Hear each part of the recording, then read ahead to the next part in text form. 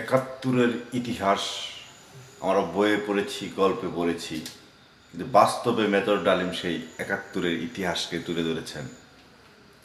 সেই সূর্য সন্তান, সেই বীরোত্তম মেজর ডালিম বাংলাদেশেও সেই 2024-এ ডালিমের মতো গর্জে উঠেছিল আবু সাইদ, মীর মুগ্ধ এবং আরও অনেকেই।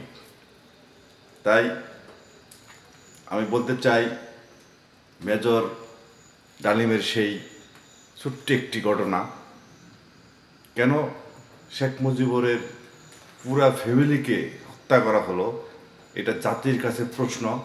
তার উত্তর মেজর ডালিম, সেই বীরোত্তম বীর মুক্তিযোদ্ধা, সুদূর পাকিস্তান থেকে এসে বাংলাদেশ 1971 সালে যুদ্ধ করেছে যে বীর মুক্তিযোদ্ধা মেজর ডালিম। পক্ষান্তরে মেজর ডালিম বলে গেছেন, শেখ মুজিবুর বাংলাদেশ যে স্বাধীন হয়েছে, শেখ মুজিবুর নিজেও জানে না বাংলাদেশ স্বাধীন হয়েছে। সে পাকিস্তান থেকে ডাইরেক্ট ইন্ডিয়াতে আসছে, ইন্ডিয়া থেকে বাংলাদেশে আসছে। তারপরে খেয়াল করুন আপনি,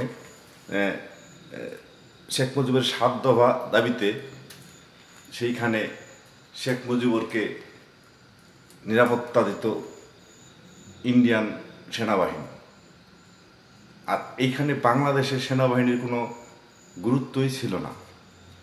তাহলে বাংলাদেশ কিভাবে স্বাধীন হয় শেখ মুজিবুরের হাতে?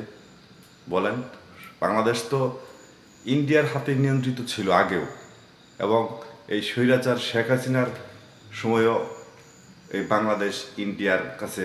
তাহলে আপনারা বুঝতে পারেন সেই পূর্বের ধারাবাহিকতাই স্বৈরাচার শেখ হাসিনা সেইভাবেই দেশটা চালাতো। তাই এই মেজর ডালিমের মতো 2024-এ আবু সাইদ, মীর মুগ্ধের মতো অনেকেই মেজর ডালিম হয়ে উঠেছিল বলেই আমরা আজকে স্বাধীন। আর যারা বলতেছেন যে আগে হাসিনাই ভালো ছিল, জয় বাংলা জয় বঙ্গবন্ধু, তারা, আমি মনে করব তারা বাংলাদেশের ডাস্টবিনের ময়লাযুক্ত মানুষ। তারা এই দেশে থাকার কোনো অধিকারই নাই। তার এ দেশ থেকে ইন্ডিয়াতে চলে যায় উত্তম।